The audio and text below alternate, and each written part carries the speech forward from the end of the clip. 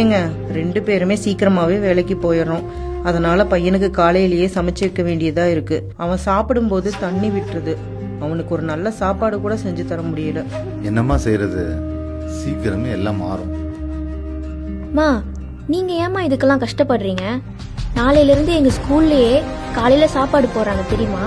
என்னப்பா சொல்ற? இனி நான் தினம் ஸ்கூல்ல உப்புமா, கிச்சடி, பொங்கல்னு ஏதாவது ஒண்ணு சாப்பிடுவேன். இனி நீங்க இதுக்காக கஷ்டப்பட வேணாம். ஏங்க இனி புள்ள சத்தான சுவையான சாப்பாடு சாப்பிட போறாங்க. ஆமாமா, இதுக்கு எல்லாத்துக்கும் நம்ம முதலமைச்சருக்கு தான் நன்றி சொல்லணும்.